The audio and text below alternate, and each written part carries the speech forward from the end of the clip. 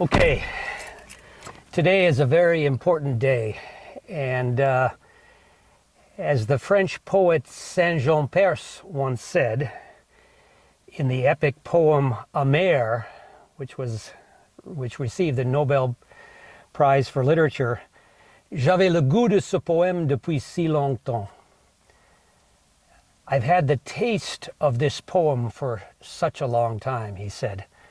Folks, I have had the taste of this video for such a long time. Today, we're going to make a little video that is extremely important. And I hope that by watching the video, you will also have an understanding and an appreciation and respect for the very important role that residues have in crop production systems.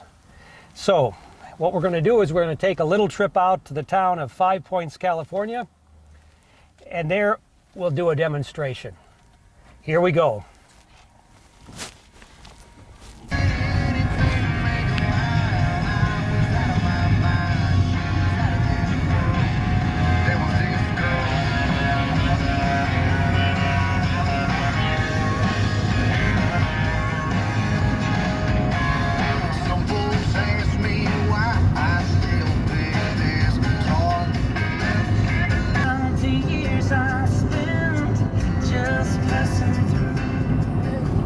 Now, probably by now, you're probably asking yourselves what I'm really talking about the importance of measuring residues on the surface of the soil. And I guess I'd have to pretty much agree with you.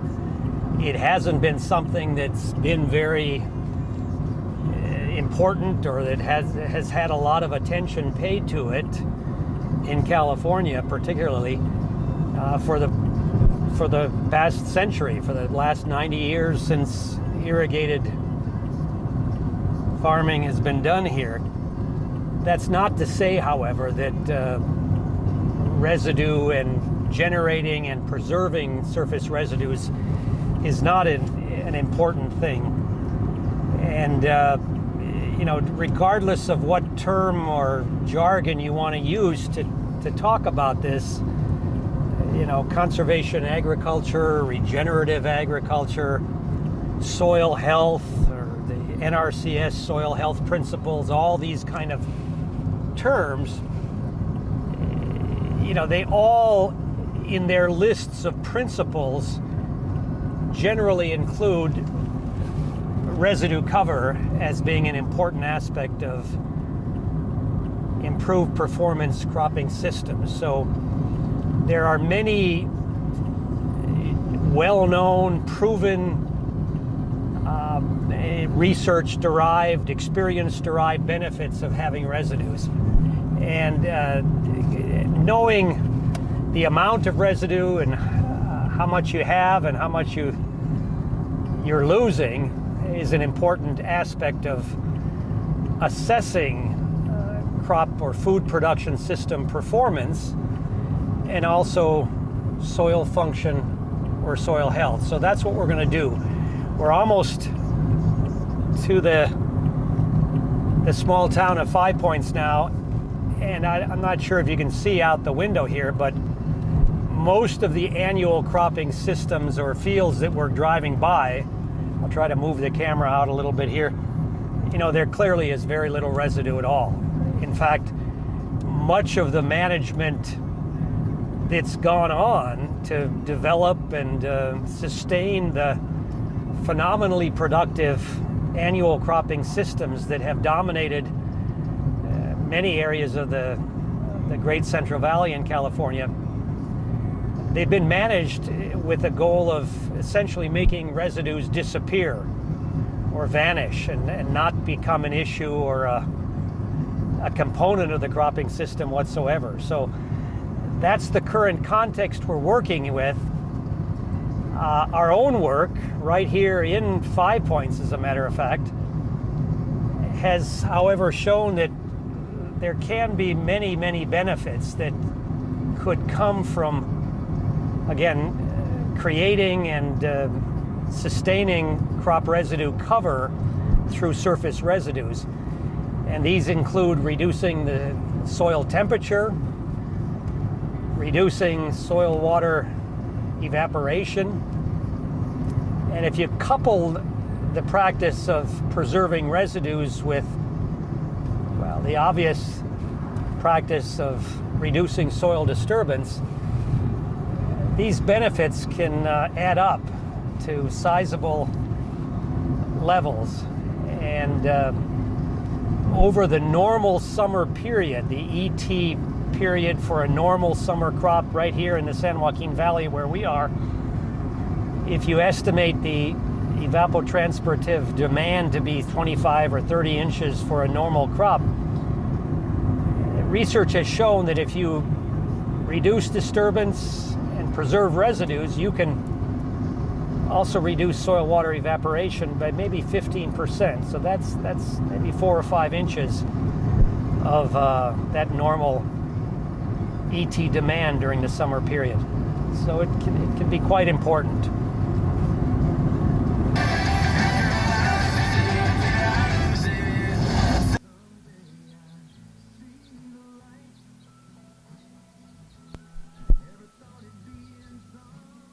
Ain't no parting of the sea,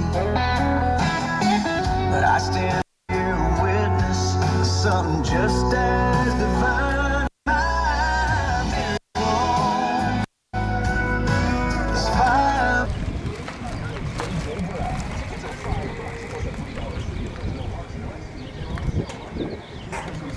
Coleman Shaw and online at ksks.com. His Country Summer Concert Series is back. We're kicking it off in style with Lauren Elena and Lizzie L. Thursday, May 16th at Woodward Park's Rotary Amphitheater from Bud Light and 93.7 Kiss Country, where 30 minutes of commercial-free music starts now.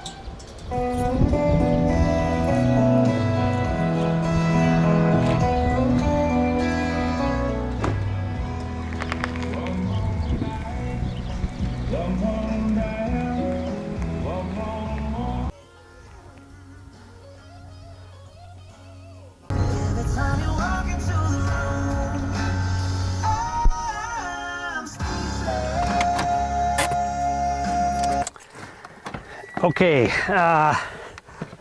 what we're going to do now is I'm going to get one of my most prized possessions in the whole world here. And I got it, I try to keep it with me almost all the time here. And you may be saying, boy, this is not too much here, but it is truly a cherished item that I have. And I want to tell a little bit of a story about this.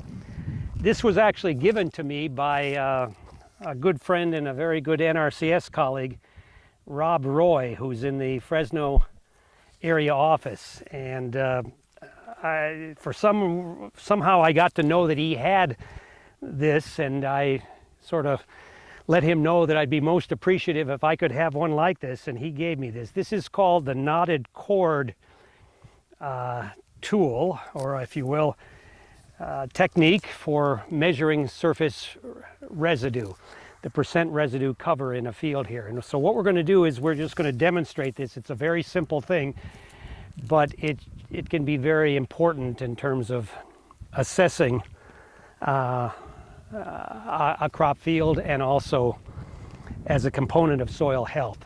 So let me show you how this is used there. Some of you will quickly recognize that the field we're in is the long-standing 20-year NRI project here at the Five Points Field Station. And what we've been doing here, and many of you know this already, but we've essentially been comparing 4 systems.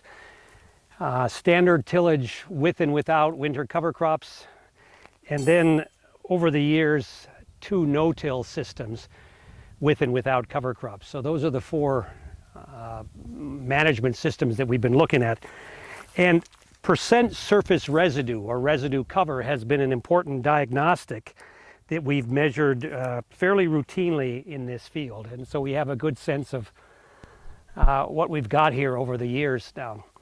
What this tool is, and this is the knotted cord setup that I'm again, is very, very lucky and very fortunate, thanks to Rob Roy, to have here. And what you can see here is there are, every 5 or 6 inches here, there's a knot that's made in this cord.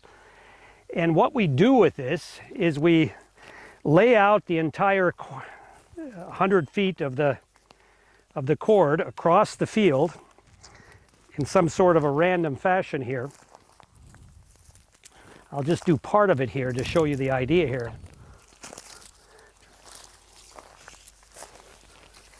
We happen to be crossing a number of different sections of treatments here, so that doesn't really matter here. But then what you do is very simply, you go about and you look at the soil surface, and wherever there is an intersection between that knot and a piece of residue below it, you count that as one hit, or one example of residue. So if I start at the very beginning here, I can see 1, 2, 3, 4, 5, 6, 7, 9, 10, 11, 12, 13, 14, 15.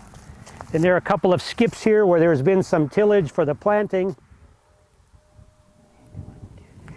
So you get the idea. And then what you would do there is, after you've counted the number of residue intersections across that entire 100 feet, you just figure out a percentage of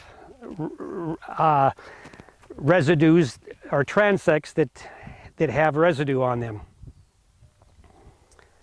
What you do then is you add up the total number of intersections where you have residue below the knot, and you calculate the percentage out of 100, and that gives you an estimate of percent residue cover. Now, I'll show you a couple of this field here. I haven't measured this yet this year, but it's probably, I don't know, I'm just guessing, over 80%. There's a fair amount of residue still here. But again, you can see that where we fertilized in the plant row there is some disturbance and there's some exposure of the soil that is not covered there. Let's walk down and we'll see a standard till plot over here to see the difference.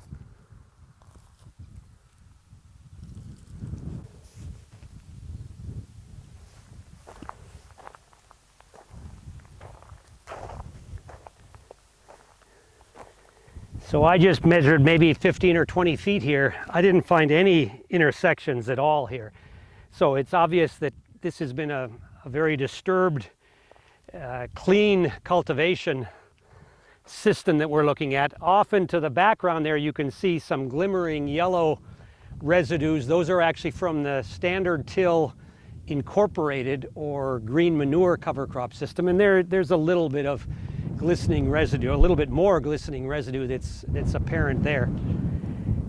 Again, you can look online, you can look and find little bulletins that'll help you to become more consistent in assessing percent residue cover. There's some subjectivity to this, and you have to sort of standardize your count method there, but in general, I think you can be pretty internally consistent with doing these kind of measurements here.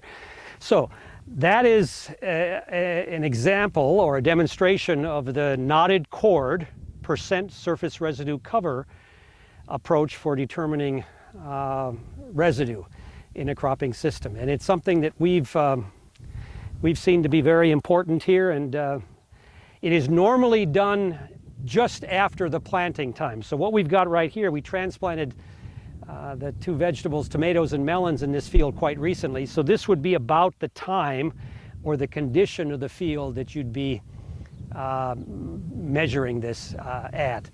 And we have some residue that's caused by the growing weeds or the regrowth of the cover crop, which is a confounding factor here. But what we're looking at really is those intersections with the knots along the cord to come up with a percent residue cover. So that's it in a nutshell. Thanks very much for this opportunity. You can tell that I'm a a little bit passionate or excited about this particular technique. Again, it's not a widely used thing that for most of us here in California, but I think it can be quite important. Our work group, the CASI work group, has a short video about the importance of residues in farming systems that you could look for at our work group's website. So it's something about the important role of crop residues in food production systems there. So it goes into a little bit more depth about this. Thanks very much.